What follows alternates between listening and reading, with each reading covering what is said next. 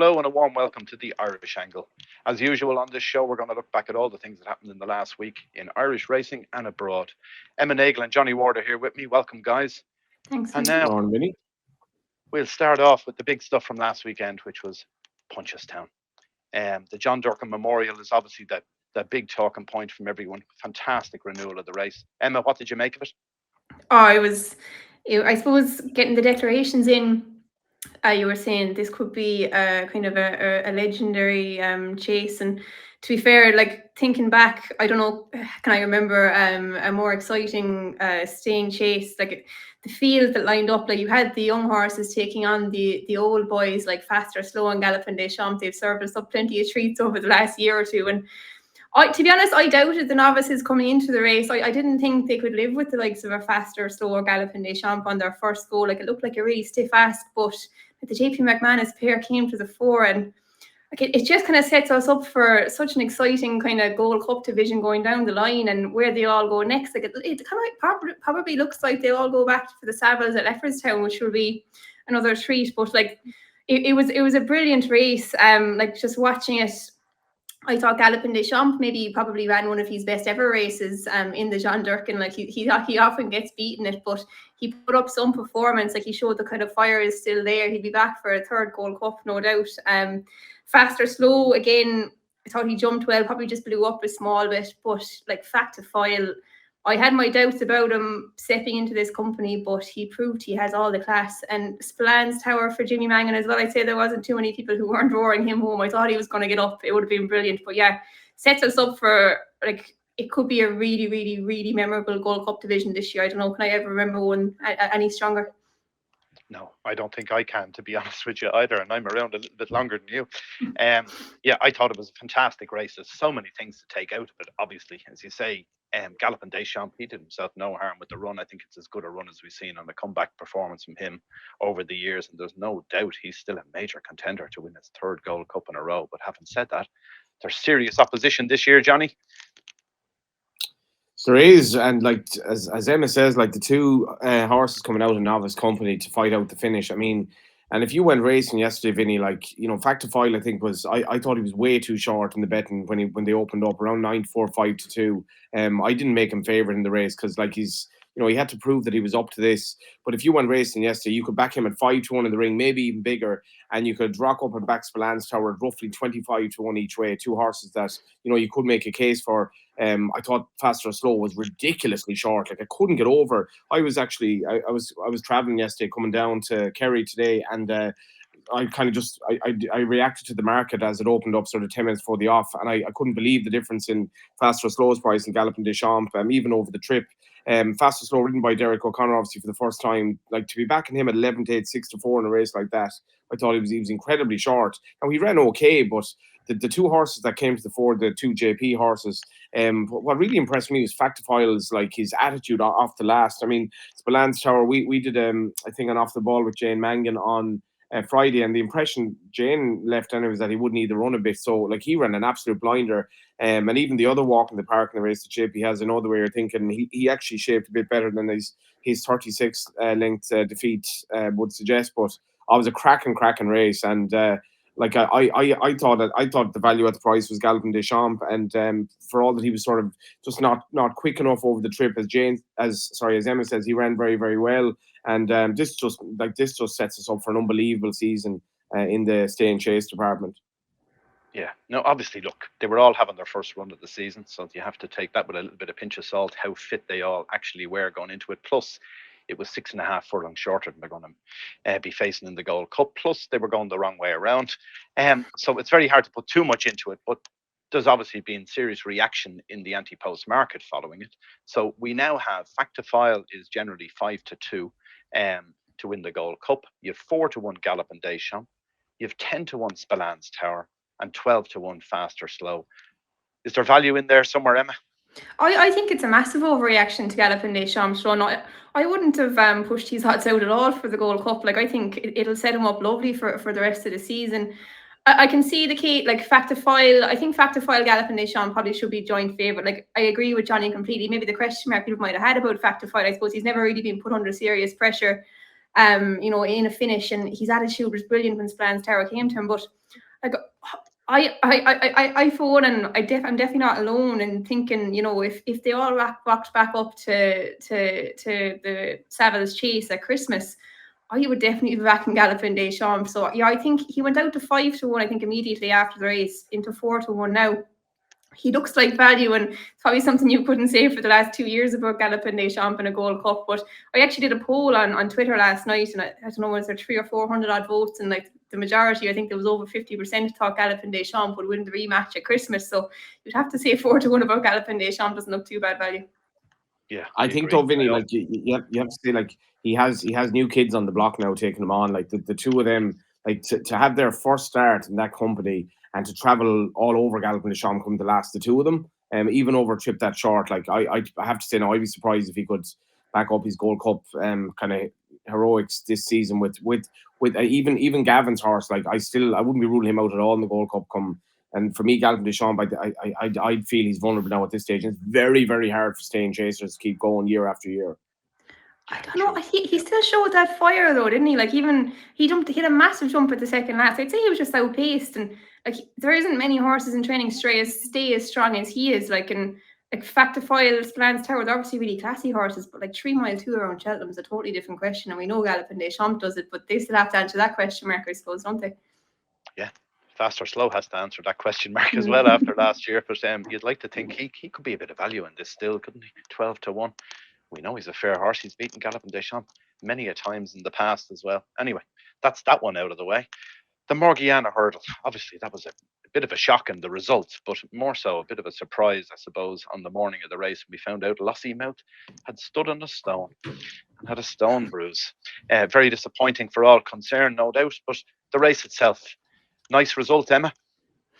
Yeah, again, one I was massively surprised by. Me and Johnny did a preview, and to be honest, I didn't think Brighter Days Ahead could live with State Man. It obviously was really disappointing to see Lossiemouth come out. She would have added to it massively, but still, like the race kind of served up everything. To be honest, I thought like turning into the home bend, State Man was traveling all over her, and I thought he was just going to pick up and go away. But in fairness to the mare, like, and Gordon has been talking her up as being like this kind of superstar level all along, and look, she was obviously very good in Aintree last year, but maybe that field wasn't very strong. So she still probably had a bit to prove. And in fairness, like given the way she jumped, like she flattened a few hurdles, she jumped out to her left. I know State Man looked heavy in the ring and all that, people were saying, and he'd obviously come on plenty for the one. Willie was kind of saying he'd just be there for it. But like it was still a massive performance for her to beat State Man. Like she's only a 5-year-old mare. State Man would have come on plenty for it as well, obviously, but like you'd imagine she's going to improve loads, even going the other way around. She should jump more straight. And yeah, I thought like the way Jack rode her gave her a great chance, but still I didn't think she had the class to live with State Man. Would I back her in a rematch? I'm not too sure, but she's definitely deserves her place in that champion hurdle picture now, definitely, which is something I massively doubted coming into the weekend, to be honest. Yeah, I don't know if she just caught him napping. Did she? Race fitness, whatever. What do you think, Johnny? Is it a true running? Well, first of all, like the Lossiemouth thing, I was desperately disappointed in. Like doing your previewing races, talking up a race, and then obviously Lossiemouth scratched because of a stone bruise. And like this is the whole point of how stupid mares races are. Like when you put mares against geldings, it's such a spectacle. And even though we didn't have Lossiemouth here, you had the two horses taking each other on. Nothing else backed in the betting. 4-9, 9-4, and so it was one or the other. And like. As Emma says, she was definitely skeptical about the mare's chance when we did our preview on Friday. But the market was quite solid about her. Like, and if you did have a slight doubt about State Man, she was obviously the alternative. But I thought Jack Kennedy's ride was absolutely perfect. Like he couldn't have done anything better on the horse, trying to take the sting out of State Man, but also preserving a little bit off the last without really asking her before the last, just to get that little bit more out of her. And I just thought it was a brilliant spectacle. As I say, I was really disappointed that Lossiemouth didn't go in the race, and it would have been a hell of a race because how would she have rocked up against the two of them? State Man slightly below his best.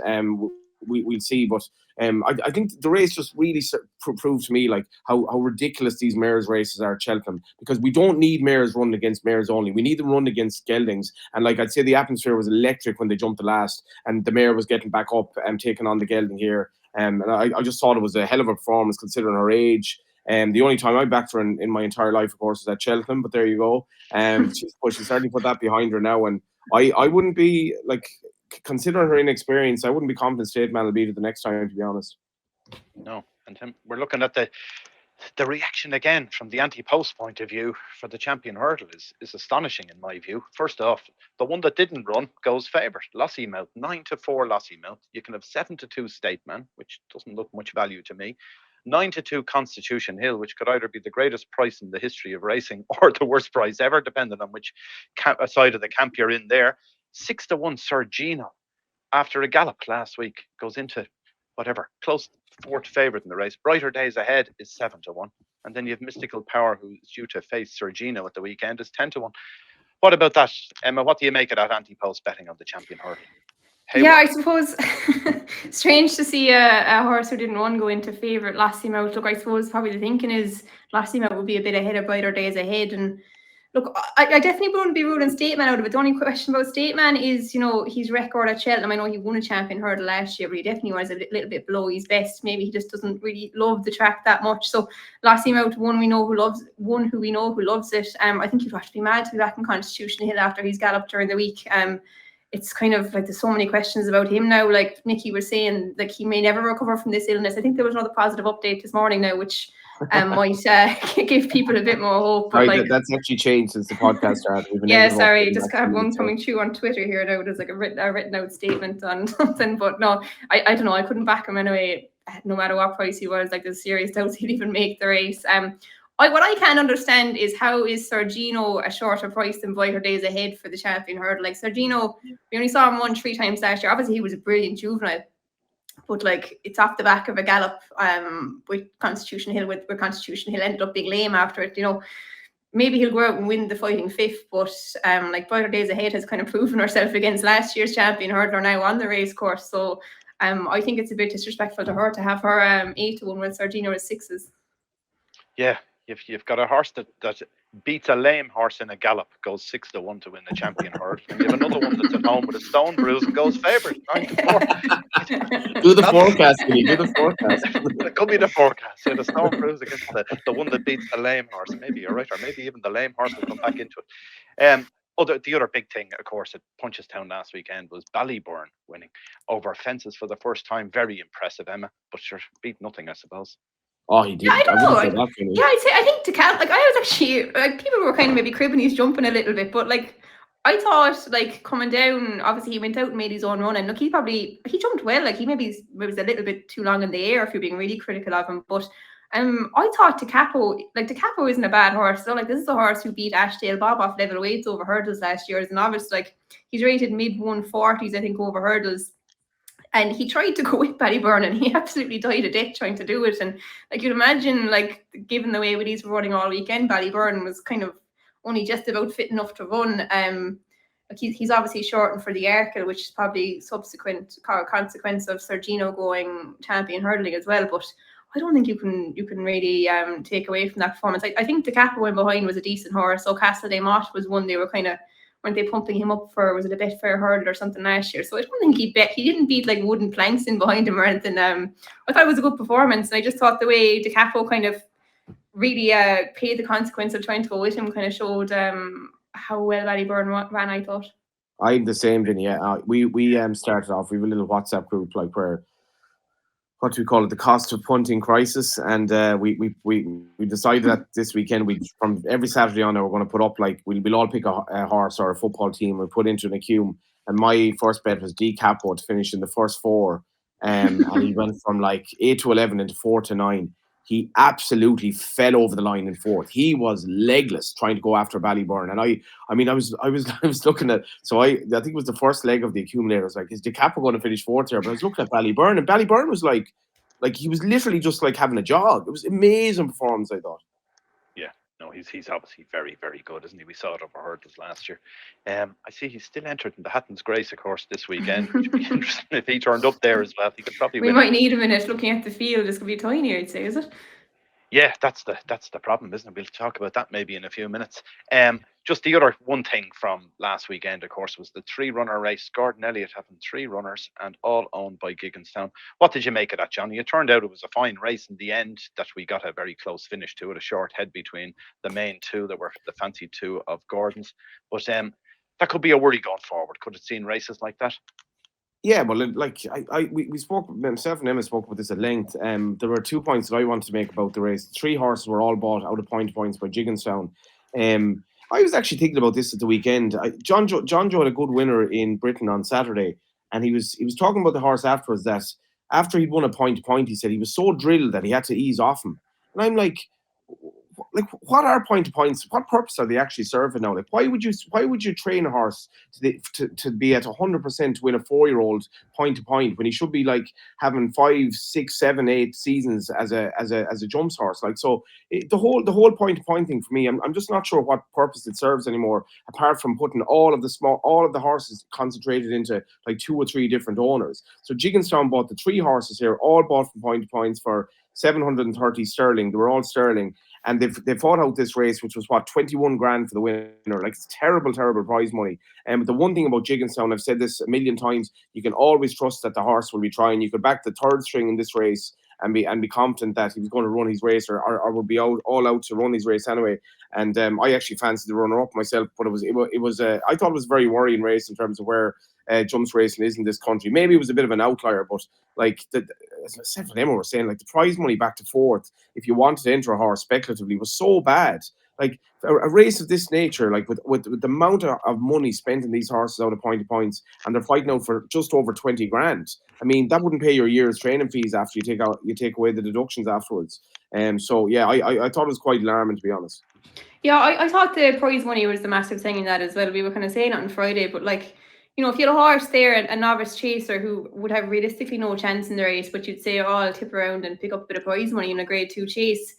Like, I looked at the race before the prize money was amended to account for the 3 runners. I think it was about 1,500, not more than 2 grand anyway, for finishing 4th.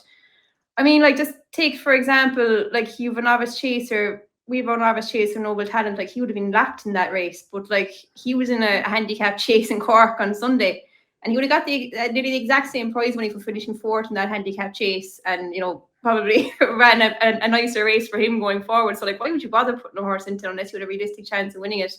And the majority of the time there isn't enough kind of top quality grade 2 chasers around. So like, if there was better prize money, like, you'd see the likes of John Ryan and a few other trainers throwing horses in there, just having a chance of picking up prize money, maybe a bit of black type if anything happened throughout. But you're like, why would you bother when the prize money is so small? And you have to enter in the first place. That's the other issue to it too. You can't just rock up and turn up and get the 4th place prize money. You have to have entered in the first place when you're thinking there'll be 3 of Willies and 3 of Gordons and 2 of Henrys and a couple of Gavins in it. So you're going to be taking on serious horses. So you're probably not going to get any prize money. It's the other side of it, which is why I presume they don't enter in the first place. Anyway, some other stuff from last weekend. Dara O'Keefe, he's flying. We know Rachel Blackmore's out injured, and he's stepped up to the plate there with Henry de Bromhead, but my goodness, they're having some run of it. He's on 44 winners already for the season. What do you think, Emma? Could he be our leading jockey at the end of it? Yeah, Dara is a serious rider, and I suppose he took his opportunity there when Rachel got injured, and it's going to be a difficult situation in Henry's. Look, I know Rachel, she's been brilliant for Henry for years, but like, it'll be hard to kick Dara off that spot now after him riding. I think he's, I don't know, was it 40? I think just under 40. I think it's a 44 winners he's ridden already this year. I looked at his stats before the weekend. I think he was operating at about 30% strike rate in the last 3 weeks. Like, he's absolutely riding out of his skin. Like, he's taken high profile rides like Envoy Allen, Quixilios, and he's given them peaches. He very rarely gets it wrong on a horse. He's a really natural horseman, and like, people were probably maybe saying, why wasn't he going to England when he was younger? Because, you know, there wasn't many big top jobs here, but he kind of bided his time there in Henry's, and it's certainly being fruitful. I think he rode, I was actually wrong, I thought this might have been his best season so far, but I think he rode about 60 or 65 winners there a couple of years ago, maybe 3 years ago, but he's after beating his tally for the last 2 years already, and it's only November. Like, so you'd imagine he's definitely going to beat his best ever tally. And like, just given the amount of outside variety he gets as well, like he rides for an awful lot of small trainers. I'd say he rides probably as much, if not more, than any other jockey in the country. So maybe not this year or next year when like the likes of, you know, Jack is being backed so heavily by Gordon and stuff, but down the line, like I'd be shocked if Darragh O'Keefe was ever a champion jockey, to be honest. He's got every bit of talent to do it, I think. Great stuff. What do you make of it, Johnny? Interesting season with someone like him. It's fantastic to see someone outside of the two very top yards, Paul Townend and Jack Kennedy, someone else maybe having a chance. Hard to know if it is a chance, to be honest with you, because obviously you could have Rachel back in a couple of weeks before Christmas, and all of a sudden Darragh's back to riding at the second meetings. Yeah, like Rachel's that fall at Patrick obviously has been quite bad. I think it was a neck issue she had. Like, so I'm wishing her the best. I mean, it's been quite some time that she's been out now, and like Darragh's fitted in, but like Darragh's just such a good rider. And I think I've said this on the podcast before. Like, you'd meet his parents at the races. You can tell how proud they are. I love to see that. Like, you know, you see the mother and father of the jockey going along and getting some kick out of it. And it's a dangerous sport, but like they must be getting some kick out of this season. I wouldn't say I'm the best judge of jockeys in the world, but I do think he's an exceptional talent. And whether he's in the title race or not, to be honest, I think the champion jockey races they're probably a bit overrated. Like, you know, they're really only tiny number who've any realistic chance. It's more about riding good horses in good races, like, and riding Cheltenham winners. To me, that's more important than Darragh's going to go right to the top as far as I'm concerned. Stuff. He might have a big ride next weekend as well. I think Senior Chief runs in a big handicap chase in the UK for Henry de Bromhead, favourite at the minute in the anti-post market, so that's another one that he could get. The other thing from last weekend as well, of course, with the Betfair chase, and Royal Pagaille wins it for Rich Ritchie, his 100th Grade 1 winner. I can't believe that's actually a fact. I didn't think any owner had 100 Grade 1 winners, but there you go. It's supposed to be the truth. What do you make of that, Emma? Yeah, to be honest, when I saw the headline first, I thought it was just graded winners in general. But yeah, 100 Grade 1 winners, like, it's hard to believe. But I suppose nearly every horse he has is a Grade 1 horse, so it's probably just about right. But I think Willie Mullins has trained 98 of them. Venetia Williams has trained 2. I think he was saying he was a bit upset that Willie didn't get the 100 for him. But yeah, it's unreal. And I was wondering, like, outside of, like, obviously Aidan O'Brien and Coon Moore with the Group 1s on the flat, like, has any trainer ever trained as many Grade 1 winners for an individual owner? Like, it's incredible to train 98 Grade 1 winners for Rich Ritchie from Willie Mullins' side. And like, he's a man, like, he's not in jumps racing that long, like, relative in comparison to like the likes of a J.P. McManus, like other top owners. Was like one of his first good horses was Michael Dagenais, and like, that's not really that long ago when you think of it. Like, so to rack up that amount in such a short space of time, like, he's been extremely I won't say lucky, I suppose it's been good investment in racing, but yeah, he's had some role, hasn't he? Yeah, say it's cost him a few quid at the same time. He's that's the thing. Like, that's the thing, Vinny, as well. You've had these owners who say, like, they train the horses in, like, non-Irish owners training the horse in Ireland because of our prize money and our trainers. That's gone now. Like, our prize money is terrible. Like, it's really, really bad. So like, we the likes of Rich Ritchie, we can't be guaranteeing the likes of him going forward. Like, he should basically, other than having one horse with Willie, he'd be better off having a horse in Britain for the prize money now. Yeah, you wonder what is gone wrong with our prize money, really, considering the government keep up on they don't up it every year, but they've upped it for next year. We're up to 80 odd million going into that horse and greyhound fund. Like, there's a lot of money being pumped into it just from the government alone, out of taxpayers' money. So why is the prize money so low? I think it's that there are so many races, Vinny. I think they've just had to spread it out. Like, for me, and I mean, I benefit from working at some of these meetings. There's far too much racing for me. Like, October had 45 odd meetings, like double meetings in the middle of the week in October. Like, what purpose that serves, basically just for like off course bookmaking.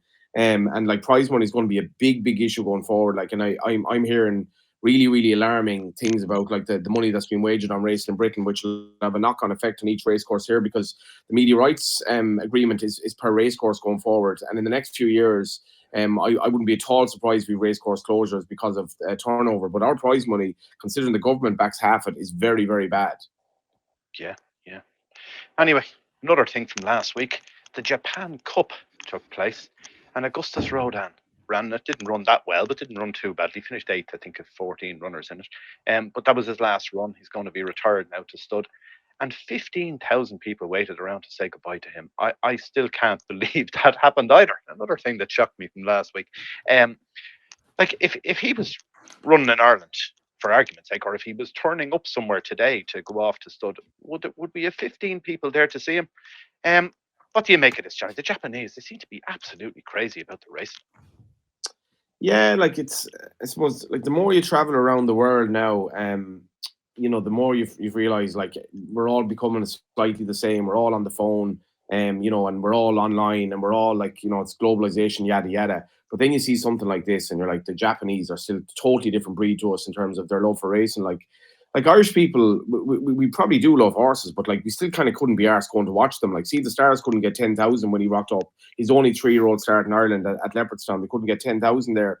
Probably the best horse I ever saw, apart from Frankel, maybe. But in like when Deep Impact ran in the Arc, I wasn't at that Arc, but like the tales you hear about like the Japanese and the absolute love they have for it, and it's I thought it was very interesting just to hear. I don't know what Emma thinks, but like Aidan O'Brien's comments about it, like he was blown away by the whole like the reaction, and like he was treated like, you know, some sort of almost like a god over there, whatever about the horse. Like, so I don't know, it's it's definitely something on my bucket list to see, like to go to a race meeting where they're that hyped up about it. Yeah, like the jockeys as well. They're like movie stars, aren't they, over there?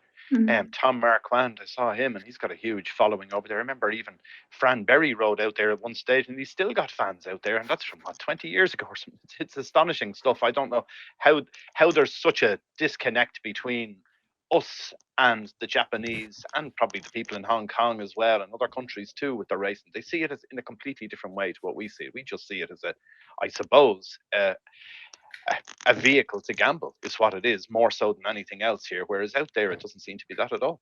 What do you think, Emma? Yeah, it's totally. I suppose it must be a cultural thing, is it? Like they really make their jockeys superstars. Even I saw it at the Arc. I was walking back in after Yutaki was riding for Joseph, wasn't he? He rode Al Rifra, I think. And like the horse ran no race really. I can't remember where he finished now or anything, but I just remember seeing the Japanese fans like running after him, and I don't know, was it fans or press? I don't know who they were, but they were running after him, and they surrounded him outside the weigh room, and he was giving these interviews with like literally, God, it must have been like 30 Japanese fans, journalists, whoever they were, like around him, like listening to every word he said. Like, you know, like if we saw Ryan Moore walking back in after the Champions Stakes, like someone might ask him for an autograph maybe, but that would be the height of it. Like no one's going to be following him in and like that. So it must be a cultural thing, but like kind of like you said, like 15,000 people for an Auguste Rodin retirement. Like I mean, he's not a horse who, I know he was Japanese bred, but he's not a horse who ran in the country before, and like wouldn't even get 15,000 people to watch him run in the Irish Derby. So it's a totally different thing. And I saw some of the videos, like it's incredible. I'd love to go see it myself as well. And like even seeing like I think Ryan Moore and Aidan O'Brien kind of like walked down in front of where all the fans were standing watching the ceremony, and they were all like screaming and roaring, trying to grab them, trying to get autographs and this. And I'd say like the two lads were like, Jesus, what's going on here? Like compared to what they have here. So like maybe they might get sick of it after a little while, but I'm sure it was a nice novelty to have it once off anyway. But yeah, I'm not sure what the difference is. It must be just cultural. Like I can't imagine any Irish person acting like that. It would be a bit like, you know, kind of more of a Roy Keane attitude than, you know, the big fans you get over. Like, you know, I don't know. Yeah, I couldn't see it happening here, and I was what I'm going to say. Yeah, Ryan Moore would love that anyway. That'd be all up his street, wouldn't it? Anyway, moving on to this week, we've got some cracking racing coming up this week. So one I'm going to mention first. Really looking forward to this. The 2:10 in Musselburgh on Thursday. If it goes ahead, we have Alphonse Legrand, rated 96 over hurdles. The Cesarewitch winner. What's interesting here is obviously he looks to be ridiculously handicapped over hurdles. He was rated 87 on the flat when he won the Cesarewitch. Then he lost the Cesarewitch. Then he won it again. And I had a look on the BHA site today to see what his revised flat rating is. Still not up. They haven't put it up at all. There's no rating for him on the flat. Presume he's rated around the same as he is over hurdles. Maybe they're waiting to see how he gets on in Musselburgh. But the other thing to note from that BHA site is they have his finishing position for the Cesarewitch did not finish, and he earned zero prize money. They must still be smarting over the appeal decision that overturned their whip review committee there recently. What about that, Johnny? Is he a certainty when he runs, if he runs on Thursday? Yeah, I'm just looking up what he's rated 96. Yeah, so like that's a British 96, which would roughly be an Irish 80, give or take. So he's running off nearly a stone below his actual flat mark over hurdles in effect. Like so, you'd imagine he should win. Now he might want a little bit further than the 2 miles, but I'd love to see Harvey having a horse that could, like, I mean, he should be good enough to run at Cheltenham, this horse, on his flat form anyway. And it'll be interesting to see what the plan is for him. But 96, yeah, whether he won or not at Newmarket the last day, I think he should be winning off 96. Yeah, it's hard to know what he does with this horse, because obviously he's already got a BHA hurdle rating at 96. So what does he do? Because if he does run him, maybe he does, as you say, the trip is probably too short, the 2 miles. How do you keep that rating somewhere below 130 or whatever it's ending up going to be? Because, you know, if it's a 10 grand race, I think, in Musselburgh, he wins that, and the handicapper obviously has a chance to reassess him. So they're going to put him up stones, even if he only wins a length or two, you'd imagine. You can't reassess based on flat form, though, I don't think, can you? It has to be... No, No, they can't at the moment, no. you see. So he has to run again over hurdles. But if he was to win a short head in the race in Musselburgh, he won't go up 2 or 3 pounds here. I think he goes up 10, 15. I don't think they couldn't do that, could they? I mean, they'd have right to appeal it, like it would be... Yeah, well, you can have a right to appeal it, but you don't know where that'd go either. But his last appeal was successful, of course, with Alphonse Legrand, so maybe he would appeal. Moving on then, we've got the Fighting Fifth on Saturday as well in Newcastle. No Constitution Hill, obviously. Well, not at this stage, though. Nicky could change his mind during the week. But we're most likely going to see Sergino against Mystical Power, which, again, has ramifications for the champion hurdle market. Basically, if one of them wins impressively, we could see a new favourite again before Lossiemouth potentially runs on Sunday. Because on Sunday, we have Fairyhouse, Drinmore Novice Chase, Hatton's Grace Hurdle, some cracking stuff coming up this weekend, we hope anyway. What are you looking forward to this week, Johnny? Yeah, like I'm definitely looking forward to seeing Sergino. Like, when you look at Burdett Road's performance at Cheltenham, and like, he absolutely hammered him last year. Like, he really did look for his inexperience.